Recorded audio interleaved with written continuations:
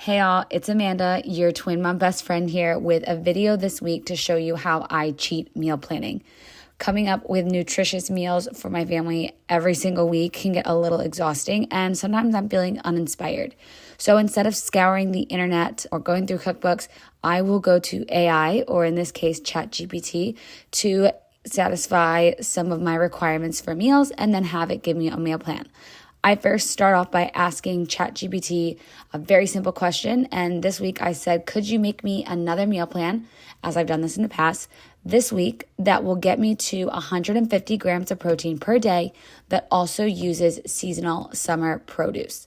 So you'll see here, this is what ChatGPT gave me. I have given it requirements in the past that I would like about 5 meals. I also have given it our preferences. I told ChatGPT I like to use a whole food base. Obviously not perfect, but I want to see what ChatGPT will tell me to use, just to take the mental thought out of it. And also I told ChatGPT that I make my food from scratch. So you'll see a lot of these meals are very simple ingredients, seasonal ingredients. That was part of the question I asked specifically this round. Also, you'll notice there is a clean source of protein in every meal. One thing I love about using this is it doesn't have to be so strict. Obviously, you are the one making the food, so I will use it for inspiration. So to get started, we're gonna need some groceries to make all these meals. So this is my grocery haul for the week. Without further ado, let's go ahead and get into that first meal, which is going to be our breakfast. Per ChatGPT's recommendation, we are going to make this peach chia seed pudding. I saw someone make this in a blender one time, so I'm going to go ahead and try and see how this works, especially with the peaches. I think it would be a nice way to emulsify all the flavors. I'm not following a recipe at all here, just kind of going based off of what I would normally make for a single serving, but quadrupling it. I ended up making a lot more here. So it was about 4 tablespoons of chia seeds and a cup of Greek yogurt and 4 peaches. I think next time I would have only done 2 peaches. That seemed kind of aggressive. And I went ahead and blended this just until everything was smooth. I added about a teaspoon of vanilla and just a shake of cinnamon to give it that nice flavor. These turned out pretty nicely. The texture is looking a little rough here, but I promise that when we did have this for breakfast, it tasted kind of like peaches and cream. It was really nice. This could also work well with a protein powder.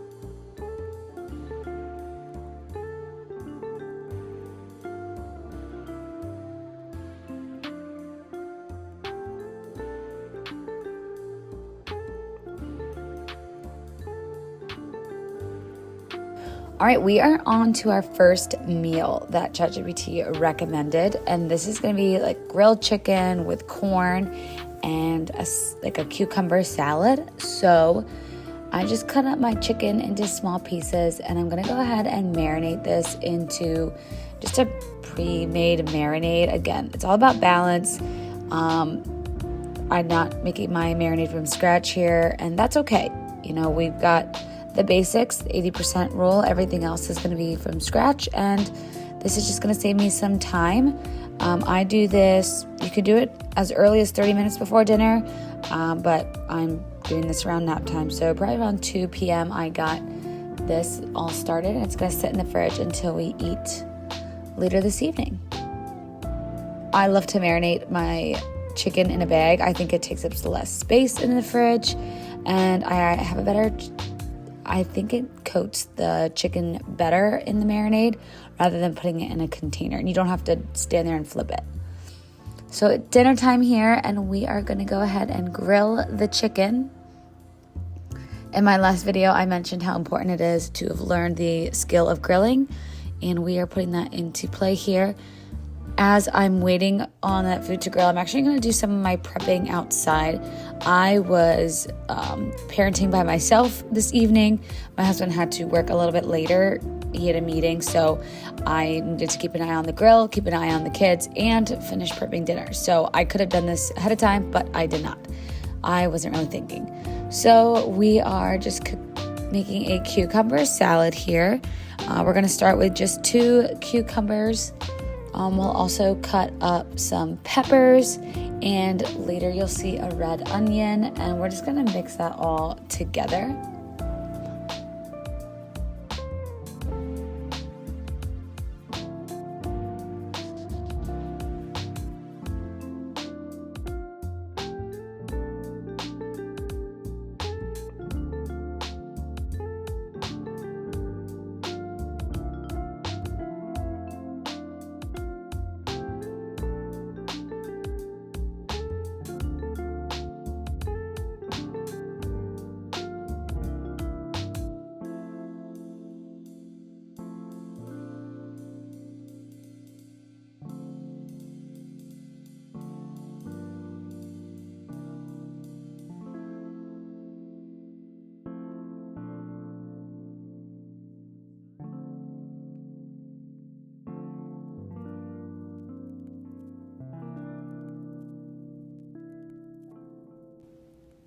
After cutting up all my veggies, I'm going to go ahead and flavor this with a juice of 1 fresh lime.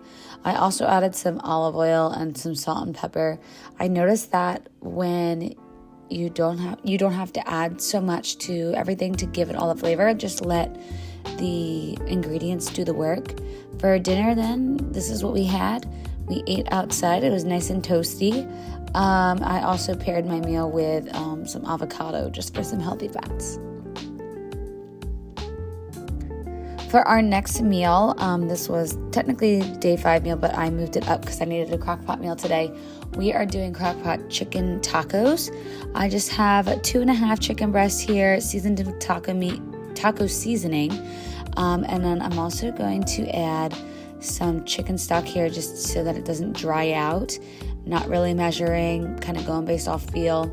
I'll cover that and cook it for 6 to 8 hours on low. This was actually done closer to around 5.5 hours. So just keep that in mind. It was ready early. To go with our chicken tacos, I'm just making a slaw, also suggested by ChatGPT. This is like, I did half a cabbage. I'm also going to finely grate up 2 carrots and a whole apple.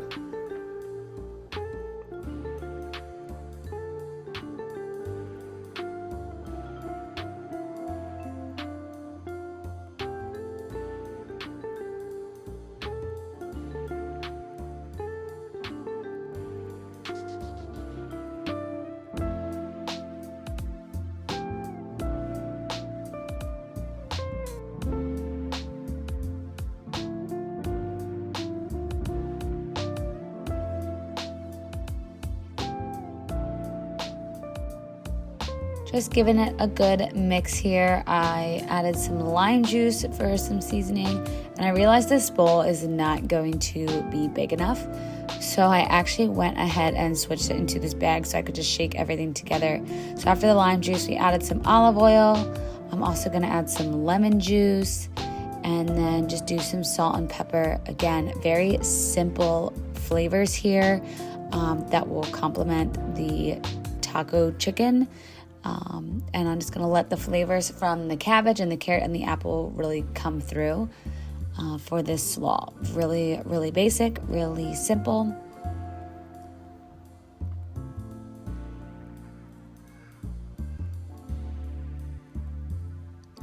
After giving it a good shake, you can go ahead and put this in the fridge to marinate up before dinner. I went ahead and did a taste test just to make sure it didn't need anything else.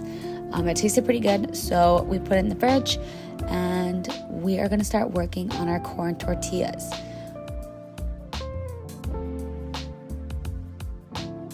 Just using some masa here, just following the directions in the back. I haven't made these too often, so we are going to kind of see how this turns out. I already kind of messed up and misread it. You do need 2 cups of masa, and I believe 1 1/3 cup of warm water. So I only put 1 cup of masa in, so here I am just adding in that 2nd cup. And then the last time I made these, they didn't have that much flavor, So you'll see that I'll add in about a teaspoon of salt throughout the mixing process. I did find that this gave the tortillas a better flavor if you ate them on their own.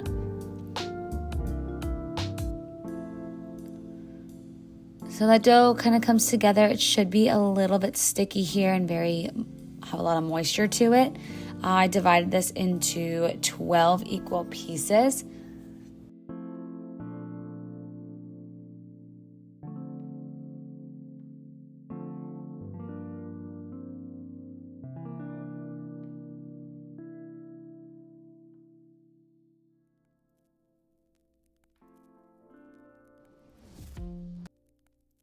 Just kind of guesstimating here to make them about the same size. Again, nothing's that serious. I'm not going to weigh these. But after I've got them into pieces, I am going to roll them into balls and get ready to squish them using this tortilla press that I got for Christmas one year. I'm going to get that nice and flat. And I do have like a plastic bag over the top of it. And then I'm squishing that onto parchment paper so that it will easily peel off. And there we are, cooking it. This is how everything turned out. I did add some fresh avocado onto here. I would recommend like some sour cream or some cottage cheese. They were a little dry, but very, very tasty, very flavorful. Here we are on our third meal. The third meal suggestion was some barbecue turkey meatballs. And I have to say these were a huge hit in my house. Basically, I just took about 3 pounds of ground turkey and just eyeballed some Montreal steak seasoning, put those into my turkey meat, mixed it all up until it was combined. And I'm just using like a little ice cream scooper here or a cookie dough scooper and just made those into little balls. And I'm going to bake those at 400 for about 15 minutes.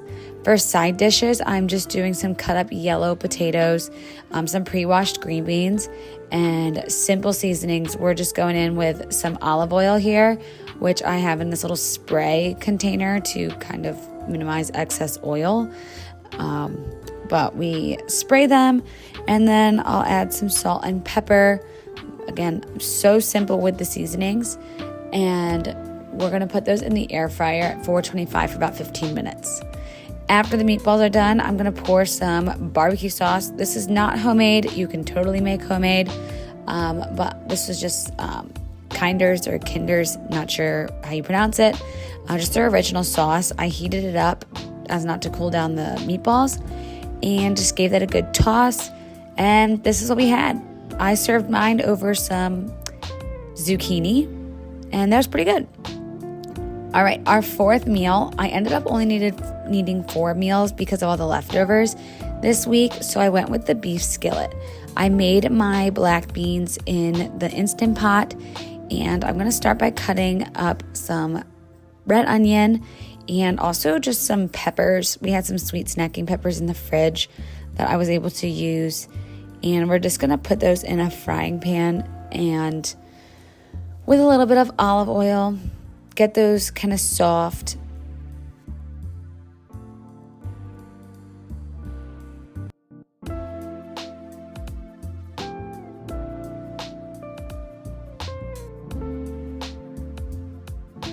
So I'm just going to cook these down, like I said, until they soften up a little bit. And then I'm going to add my hamburger meat. I'm just adding a pound here. This wasn't fully defrosted, so I'm just kind of shaving off the defrosted parts, and I'm going to be cooking this meat down until all of it is cooked off, just scraping off the cooked meat at the time, flipping it over so that all the frozen parts kind of defrost while they're on the pan. After everything is cooked down, you have no more pink parts, I'm going to add my beans to the mix here and just stir that up. ChatGPT didn't really give me any instructions on flavoring this, so I kind of went rogue and did my own thing. I really love to add this better than bouillon seasoning, or I guess I don't really know what it is, but you use it in substitute of beef stock or like those bouillon cubes, and it comes in more of a paste. So I added about half a tablespoon to all of this, and then also added some canned tomato sauce just to give it some saucy texture. This, after tasting it, was solid. So I really, really enjoyed this.